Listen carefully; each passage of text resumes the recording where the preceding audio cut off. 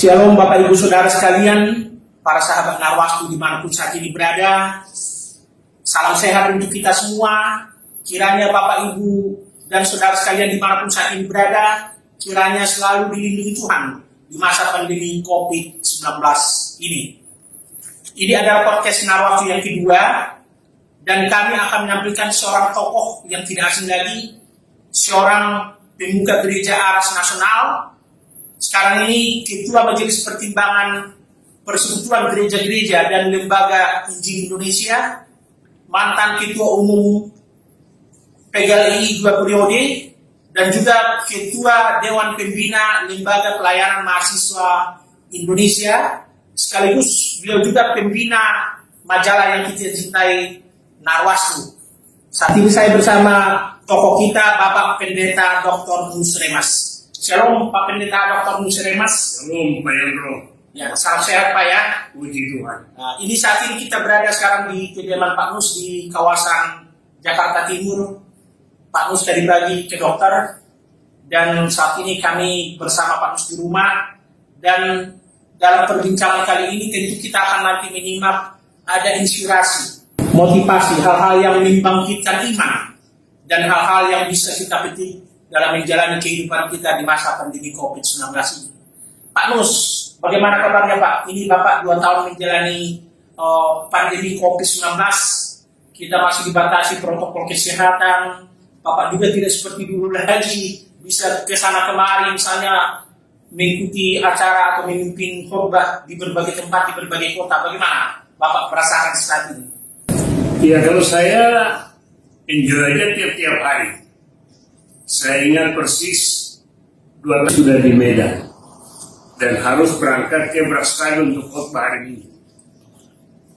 Tapi karena Jakarta akan masuk di dalam masa pandemi, jadi kami harus pulang. Saya dan ibu harus pulang.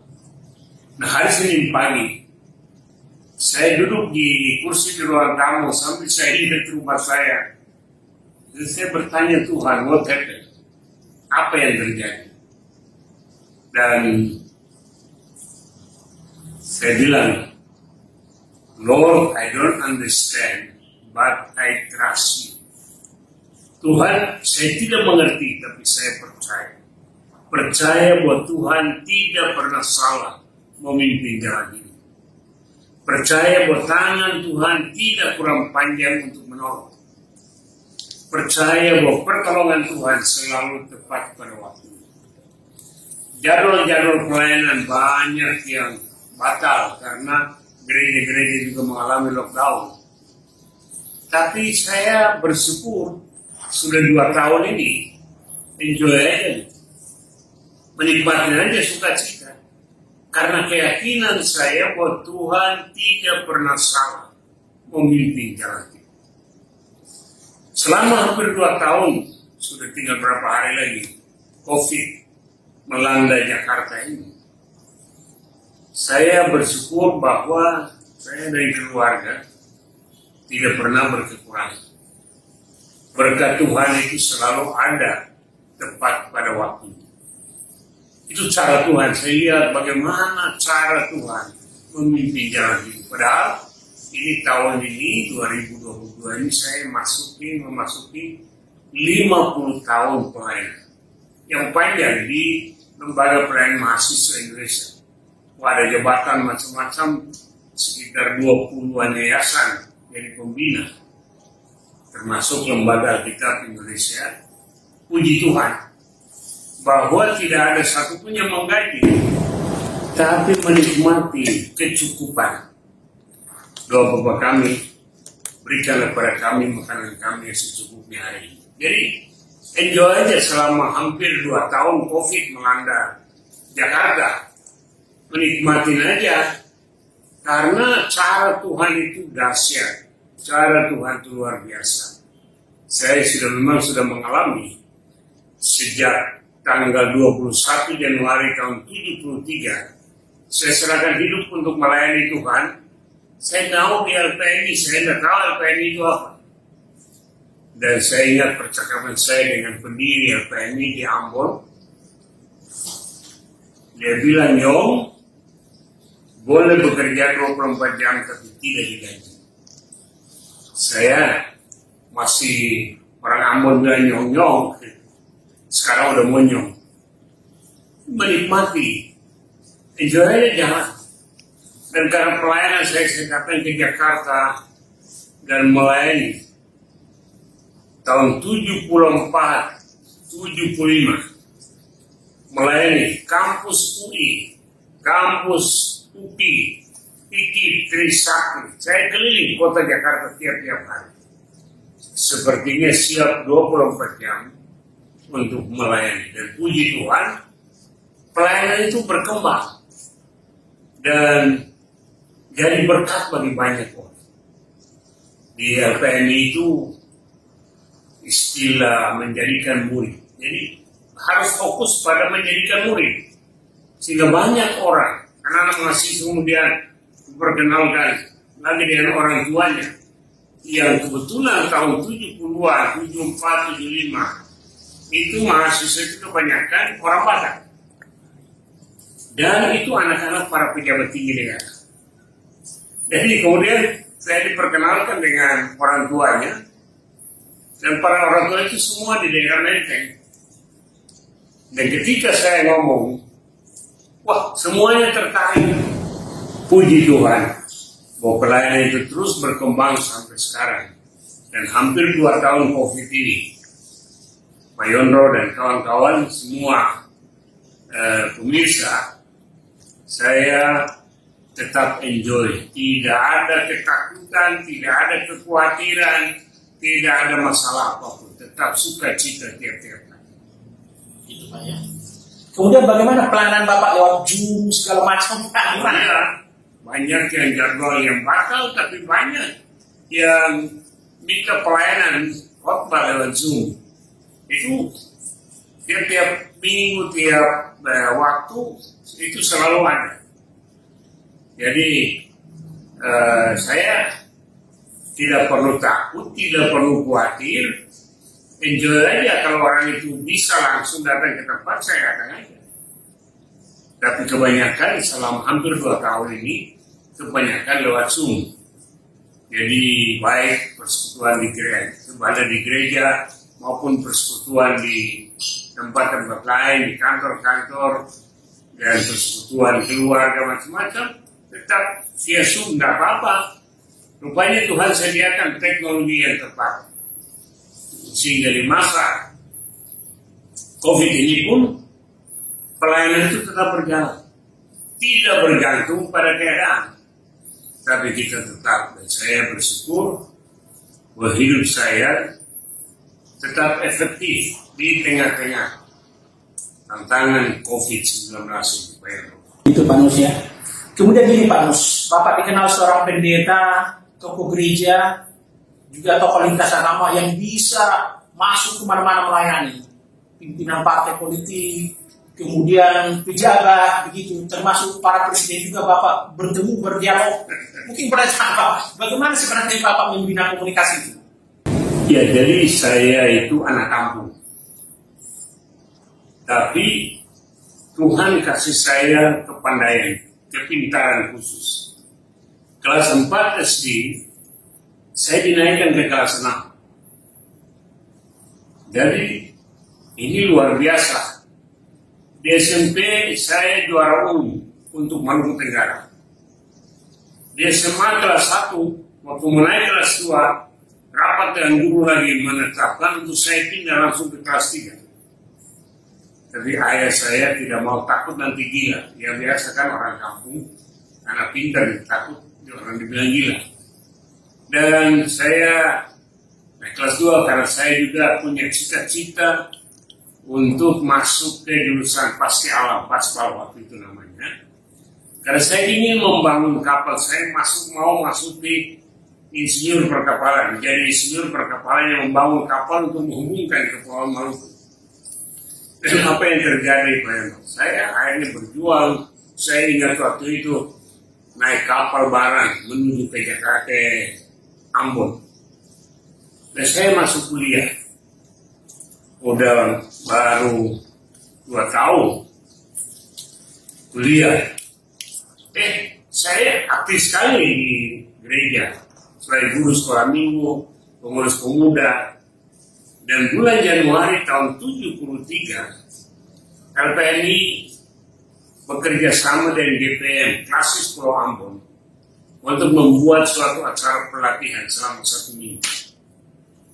Dan puji Tuhan bahwa hari pertama tanggal 20 malam, ketika acara pembukaan, Pendeta Dr. Rais Polres Koto bagian terakhir dia tantang, berapa di antara saudara yang malam ini kalau kita habis? Siapa yang masuk surga? Saya duduk di belakang, karena waktu itu anak-anak kan nyong-nyong. Saya lihat tidak ada yang angkat tangan. Apa yang terjadi? Kalau semua pendeta, semua tokoh gereja ini tidak ada yang angkat tangan, bagaimana dengan orang yang belum pernah dengar ini? Malam itu saya berjuang, saya bergumul. Akhirnya saya buka hati, terima Yesus sebagai juru selamat. Besok paginya, saya bertemu dengan pimpinan, dan saya bilang saya mau melayani. Puji Tuhan, bahwa saya tidak menyesal sedikit pun tentang cita-cita yang lama. Tapi saya fokus pada panggilan pelayanan itu. Tahun 73, saya sudah membawa bulan Januari, bulan Maret, Februari. Saya sudah membawa kelompok pemuda dari GPM Ambon untuk melayani di daerah suku terasing di Pulau Hulu.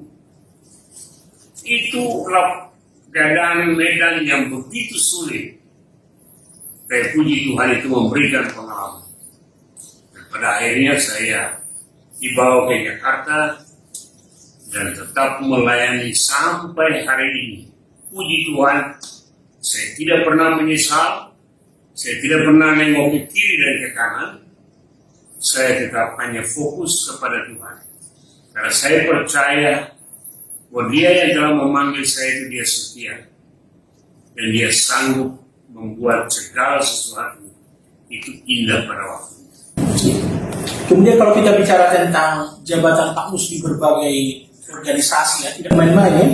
Ketua Umum PGI 2 periode, Sekretaris Umum juga PGI sebelum PGI, kemudian Majelis Pertimbangan, kemudian pernah juga diminta oleh PGI untuk bikin acara bersama dengan pimpinan Gereja Aras Nasional di Stadion Gelora Bung Karno. Bagaimana sebenarnya peran Pak Mus di situ? Jadi saya kuncinya satu, Pak Yono dan saudara sekalian. Tiap pagi saya berlutut. Bangun tidur saya berlutut di hadapan Tuhan. Tuhan, ini saya. Terima kasih untuk satu hari yang baru lagi. Ini hidup saya taruh di atas mesbah Tuhan. Tuhan sucikan, Tuhan kuduskan, Tuhan lengkapi dengan hikmat kebijaksanaan. Dan Tuhan pakai saya habis-habis. Saya melayani tanpa pamrih. Siap sedia melayani 24 jam. Dan kemudian aktif di gereja. Jadi GPIB Menaraiman tahun berapa itu ya? 83 atau 84. PGI itu bikin acara konsultasi penginjilan nasional di Sukabumi. Jadi karena kompleks PGI di situ, mereka minta saya pengkhotbah penutup. Wah, luar biasa. Saya khotbah. Saya ingat persis Dr. Saina Baban menutup sidang itu dengan mengutip semua poin, 5 poin khotbah saya. Itu dikutip oleh Dr. Saina Baban untuk menutup sidang yang penting.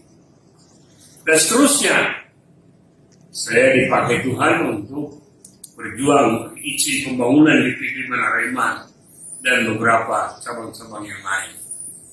Dan saya terus melayani karena pelayanan itu terus berkembang di kantor-kantor. Saya termasuk perintis pelayanan di kantor-kantor mulai tahun 75. Persekutuan 2 hari Jumat itu, Pak? Ya, jadi itu salah satu awal ialah Bapak Kain Sinaga, mantan Eforus KKP Jalan Jalan. Mantan guru Huria. Ya, guru Huria yang pendiri dari Asosiasi Bumi Asli. Ya, minta saya untuk melayani anak-anaknya dan keluarga. Dan selanjutnya tidak melayani semua perusahaan asuransi Bumi Asli cabang di Jakarta. Jadi tiap minggu itu ganti-ganti. Pada akhirnya dia bilang apa? Saya minta Saudara Nus melayani Marguru Malua ya? Marguru Malua, CD, ya, katekisasi di HWP Jalan Jamu. Wih, tahun 75, saya rambut masih panjang, belum botak seperti ini. Jadi orang Ambon melayani orang Batak. Kemudian jadi Pak Nus, Bapak. Saya itu, ya. Ini salah satu yang ikut Marguru Malua itu putrinya Jenderal Panggabean. Oh gitu ya. Dan komunikasi berjalan dengan Ibu Panggabean sampai sebelum ibu itu meninggal. Dia bikin pasca, dia ketua panitia membuat pasca, dan pasca itu dibuat di Taman Makam Pahlawan Kalibata. Saya yang diminta untuk khotbah saat saya tidak ingat lagi tahun berapa. Jadi jam 4 pagi semua bersiap acara di situ. Beberapa tokoh ikut hadir dan Pak Yondro dan saudara sekalian, saya memulai khotbah dengan berkata begini. Saudara, apa yang terjadi? Ketika saya khotbah, semua di Taman Makam Pahlawan dipanggil. Semua bilang, yang terjadi ialah semua yang ada akan masuk kubur karena ketakutan keminus. Gitu. Ya, jadi puji Tuhan bahwa Tuhan sudah pakai di mana-mana. Oke.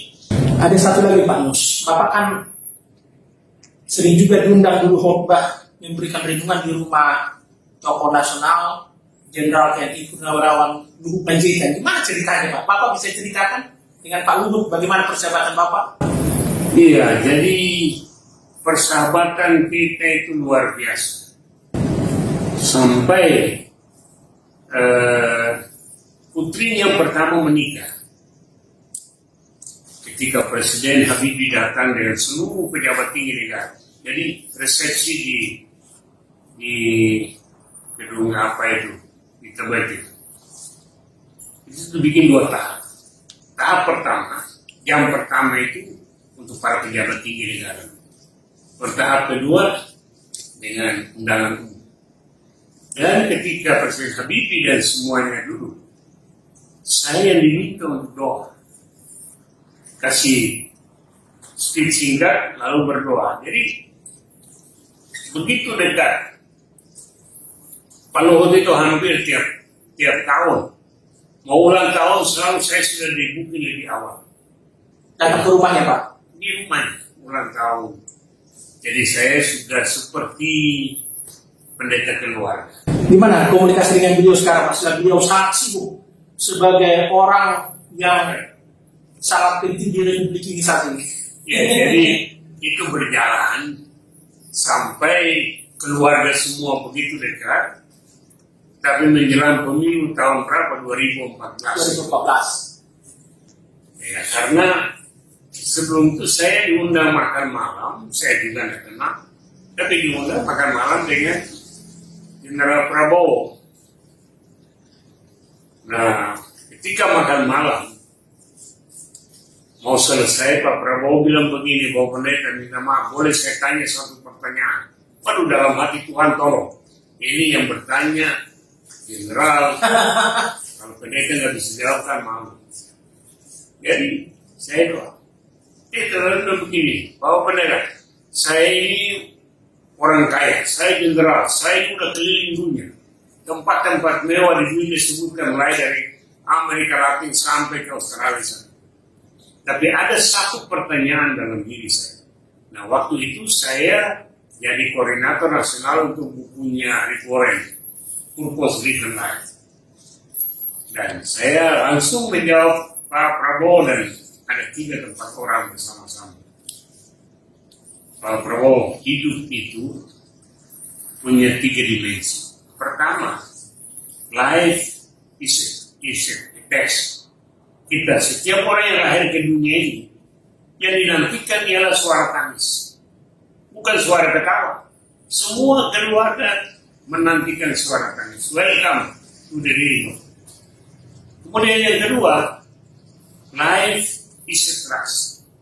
Selagi kita hidup itu ada kepercayaan. Dan yang ketiga, life is a temporary assignment. Hidup ini adalah penugasan sementara. Langsung promosi, gayanya kan gitu. Pukul meja. Dia bilang, yes, life is temporary assignment, so we have to do something. Nah, sesudah itu saya pikir ya sudah selesai. Tiap kali dia terbang dari helikopter dan jet pribadinya itu ke seluruh Indonesia, selalu saya dihubungi. Dan Pak Yono tahu, di pesawat itu biar siapapun yang ikut, Pak Hasim, lain-lain semua ikut. Cuma saya yang duduk satu berhadapan dengan beliau. Mau makan, mau minum, berhadapan. Nah, tahu-tahunya diketahui oleh Pak Luhut dan Ibu Luhut. Rupanya itu menjadi saingan politik. Jadi saya terus terang diundang Pak Luhut, kami juga bicara 4 mata di rumah. Saya bilang, saya tidak ada kepentingan politik, saya ini pendeta, melayani siapa saja. Tapi tiap kali kalau ketemu di mana, Ibu Luhut lah, mereka akrab. Kemudian gini, kan mereka sekarang sudah satu apa namanya? Satu geng dari pemerintahan. Bagaimana Pak Nus? Ya, saya tidak urusan lagi. Oke. Kemudian kita tahu Pak Prabowo juga disebut-sebut sekarang sebagai calon presiden. Kalau Pak Nus sebagai seorang katakanlah warga negara, bagaimana? Ya, saya berkomentar soal itu. Setiap orang itu punya hak. Dan tiap orang itu punya potensi untuk menjadi calon presiden. Nanti kita lihat aja, kita doakan supaya Tuhan memberikan orang yang tepat untuk negara ini. Jadi itu yang menjadi doa saya. Doa saya dari dulu doakan semuanya. Nanti Tuhan mau apa, tentukan siapa itu kan kedahsyatan, kewenangan, kedaulatan Tuhan. Jadi tidak ada kepentingan mau ini, mau itu, ya. Kalau calon presidennya minta didoakan, saya doakan. Kalau tidak jadi soal kita. Kemudian gini Pak Nus, selain dengan dua tokoh hebat dan Pancasilais, Pak Luhut dan Pak Prabowo, Bapak juga katanya pernah juga membuat Pak SBY waktu menjadi presiden sampai tertawa terpingkal-pingkal. Bisa Bapak ceritakan itu? Jadi saya itu orang kecil yang judul ada buku saya itu orang kecil yang dipakai Tuhan, anak kampung, tapi satu-satunya setelah saya sana sini satu-satunya warga negara Indonesia yang sampai hari ini diterima oleh Presiden Soekarno di istana. Kemudian Presiden Habibie diterima di istana, Gus Dur di istana, Megawati di istana, SBY di istana, Jokowi di istana, semua menerima. Saya juga 2009 diundang makan pagi dengan Presiden Obama di Washington DC. Jadi saya tidak ngerti, tapi ini kehormatan. Siapa Muslim? Tapi itu judul buku. Saya kasih judul orang kecil yang dipakai itu. Nah, apa yang terjadi ialah dalam semua kesempatan itu, khususnya waktu diterima SBY, pertama kali diterima di rumah, saya dibawa oleh Prabowo. Kemudian sesudah itu, sebelum dia jadi presiden, sesudah dia jadi presiden, saya datang dengan beberapa tokoh dari PGRI. Nah, kami kan sudah seperti kenalan gitu ya. Nah, saya bilang, Bapak Presiden, Pak SBY, Bapak mesti baik-baik dengan saya. Waktu selama waktu datang ya, yang lain masih antri. Kenapa Bapak mereka?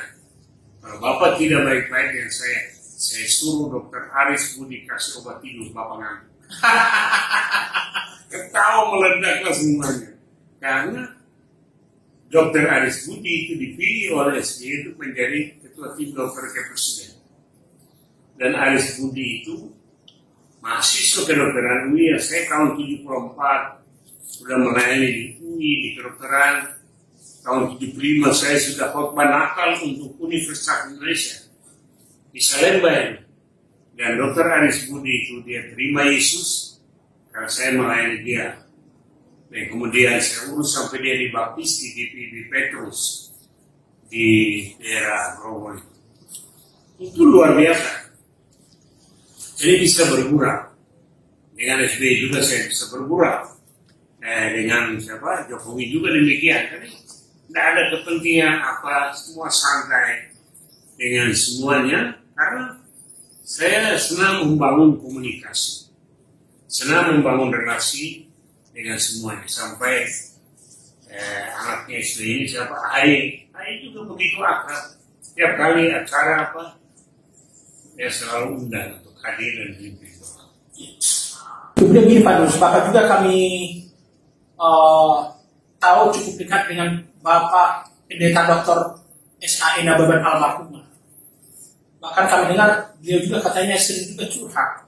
Oke Pak Nur, mungkin Bapak bisa ceritakan juga tentang mantan Ekorus HKBP dan juga mantan moderator Dewan Gereja sebelumnya yang boleh disebut tokoh legendaris yang susah ditarikan dengan ini Pak? Iya, jadi saya rasa perkenalan pertama itu waktu saya khotbah di Sukabumi yang tadi saya cerita soal sidang konsultasi penginjilan PGI. Sudah itu sekian lama kita tidak ketemu karena apa yang tahu zaman itu kan birokrasinya kan tinggi. Ya, siapa saya? Tapi saya ingat persis tanggal 29 Maret tahun 2012 saya ditelepon oleh Pendeta Gomar ini, saya ketemu begini, Bapak Nus, ini bos Pak Nababan, Pak Iwangi minta waktu untuk makan siang, ngopi. Saya kaget juga siapa saya, sehingga diperlukan oleh dua tokoh nasional. Tokoh internasional beliau juga Pak. Iya. Jadi oke, kapan? Lalu ditentukanlah waktunya. Akhirnya kami bertemu untuk makan pagi di Hotel Melia. Dan sementara makan, sebelum selesai, Pak Nababan itu gayanya begini. Dr. Rus, saya meminta Dr. Nus untuk memimpin acara yang dikenal kemudian dengan Celebration of Unity 2013. Ya. Kami ada banyak orang di PGI, tapi terus terang nggak ada yang bisa. Itu kata-kata Nababan.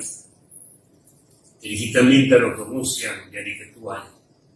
Nah saya bergurau waktu itu, dasar orang Ambon, ngomong dulu baru mikir. Ya, saya oke aja. Karena saya puji Tuhan Bayan Rea. Dari tahun 74 sudah terbiasa dengan memimpin acara-acara di LPNI. Saya bikin acara untuk mahasiswa di Cimacan. Targetnya 100 orang, 74 loh. Yang hadir 150 orang. Tapi Tuhan kasih ikut tak bisa dapat tempat ini. Tahun 75 bikin di Salatiga. 76 di Semarang. 77 di Magelang. Dan puncaknya tahun 85 yang dikenal dengan Expo 85. Jadi itu semua rupanya dicatat, diperhatikan oleh Pak Nababan, Pak Iwangi, dan Pak Gomar. Jadi ketika mereka minta itu saya saya siap. Dan luar biasa Pak Yono, itu cara Tuhan ya. Sesudah makan pagi, saya sore mesti ada pertemuan lagi dari Ibu Yudi Surabaya. Karena saya juga diminta untuk jadi pembina di yayasannya beliau. Nah, ketika bertemu sore hari, saya bilang, Bu, tadi pagi saya cerita biasanya. Tadi pagi kami makan pagi di Hotel Melia. Dengan siapa aja? Saya bilang dengan Pak Iwangu, Pak Nababan, dan Pak Gomar. Terus, apa aja yang dibicarakan? Kami bicara tentang kesatuan gereja. Bagaimana semua gereja Indonesia ini mencapai kebersamaan. Langsung dia bilang, dia ketemu media. Pak Ibu Yudi, puji Tuhan, itu bagus sekali. Bagus. Bapak maju, saya yang bereskan dananya. Itu spontan, tanpa tahu apa yang dibuat. Kalau kurang nanti kita ngomong lagi. Jadi, Pak Yondro, saya bersyukur pada Tuhan. Siapa saya, tapi Tuhan bisa pakai. Mengapa orang kaya seperti itu? Karena dia menaruh kepercayaan. Kalau kita tidak dipercaya, tidak mungkin. Dan sistem administrasi saat itu, semua itu lewat kantor. Jadi laporan apa ke saya itu penandatangan orang yang ke-6 atau ke-7 penandatangan tersebut. Dan itu luar biasa. Jadi kemudian acara itu di Senayan berjalan dengan baik. Sebelum itu saya, Pak Iwangu, Pak Nababan, kami bertiga terbang ke Medan sampai ke Papua untuk sosialisasi. Semua sinode. Dan itu merupakan acara yang sangat-sangat spesifik. Pertama kali diikuti oleh semua gereja. Itu luar biasa. Jadi, dan itu yang membuat kemudian gereja-gereja itu menjadi akrab sekarang. Itu Pak. Satu lagi Pak Nus, Bapak sudah banyak berbuat juga di tengah gereja kita. Bapak dikenal juga sebagai tokoh gerakan ekumene di Indonesia. Apa sebenarnya obsesi Bapak saat ini? Bapak sekarang 70 tahun, sudah 50 tahun aktif di pelayanan gereja. Apa obsesi Bapak? Ya, jadi kalau saya dari dulu itu mau supaya semua gereja itu bersatu dalam arti fokus pada satu tujuan, memberitakan ini. Karena kalau gereja tidak memberitakan ini, dia menjadi organisasi apa? Tidak beda, saya selalu bilang dulu dari mimbar itu tidak beda dengan organisasi apa? Arisan DRT. Kalau gereja tidak memberitakan ini, karena saya kembali pada panggilan saya mula-mula, itu kita harus tahu siapa Yesus. Yang kedua, kita harus siap untuk memberitakan Yesus. Jadi kalau gereja itu, apa artinya menjadi gereja? Tuhan Yesus kepala gereja. Kalau tidak diberitakan, jadi gereja harus terus memberitakan Injil. Apapun situasinya. Karena Tuhan Yesus ketika dia bangkit, dia suruh, pergilah kamu jadikanlah sekalian bangsa murid. Itu amanat yang diberikan oleh Tuhan Yesus sebelum naik ke surga. Dan kalau gereja tidak, sudah dia bangkit kembali dari kematian. Jadi kalau gereja tidak memberitakan itu, kita hanya menjadi suatu kumpulan. Gitu Pak ya. Yang terakhir satu lagi Pak. Apa harapan Bapak kepada umat Kristiani dalam menyikapi pandemi COVID yang sampai sekarang kita belum tahu kapan ini menjadi endemi. Dan pemerintah juga masih berjuang dengan vaksinasi massal. Kita juga masih menyerapkan dan taat pada protokol kesehatan. Jadi begini Pak Ero, tantangan dan kesulitan itu selalu ada. Bagaimana bentuknya kita tidak tahu. Pandemi ini sudah 2 tahun. Dia jalan. Nah saya mau supaya semua gereja orang percaya itu memandang fokus hanya kepada Tuhan. Ketika kita memandang kepada Tuhan, dan seperti yang selalu saya bilang, bahwa Tuhan tidak pernah salah memimpin jalan ini. Fokus dan ikut saja Tuhan. Percaya bahwa Allah turut bekerja dalam segala perkara untuk mendatangkan kebaikan. Jadi enjoy aja. Mau kapan itu selesai, mau tidak selesai juga, kita ada di dalam kendali itu. Jadi kan bangsa Israel kita belajar banyak sekali pengalaman. Bagaimana liku-liku kehidupan mereka, di mana mereka mengalami tantangan di Mesir, keluar Mesir, jalan dari Israel ke Mesir hanya jarak begitu, ditempuh dalam 40 tahun di padang gunung, belum ada jalan, belum ada mobil, pesawat, dan itu luar biasa. Cara Tuhan itu semua menjadi pelajaran bahwa kita enjoy, kita menikmati. Kalau hari ini kita masih ada, kita mengucap syukur kepada Tuhan bahwa Tuhan tidak pernah salah memimpin jalan hidup, bahwa pertolongan Tuhan tidak pernah terlambat dalam seluruh kehidupan. Terima kasih Pak Nus atas waktunya. Kiranya Bapak juga selalu sehat, semangat dalam menjalani hari-hari di masa pandemi ini. Bapak Ibu Saudara sekalian, para sahabat Narwastu dimanapun saat ini berada, itulah perbincangan kami dengan tokoh senior kita, Bapak Pendeta Dr. Nus Remes, tokoh Gereja Aras Nasional, tokoh lintas agama, yang juga pembina Majalah Narwastu. Kiranya dari perbincangan kami ini ada inspirasi, motivasi, sesuatu yang membangkitkan iman kita di tengah masa pandemi ini, dan kiranya podcast kami kali ini bisa memberikan manfaat kepada Bapak Ibu Saudara sekalian. Tunggu Bapak Ibu podcast kami yang berikutnya. Bapak Ibu para sahabat Narwastu, kami juga menyampaikan salam sehat untuk kita semua. Tetap jaga protokol kesehatan. Kita doakan pemerintah kiranya tetap kuat dalam mengatasi pandemi COVID-19 ini. Shalom, salam kasih Narwastu, Tuhan memberkati kita.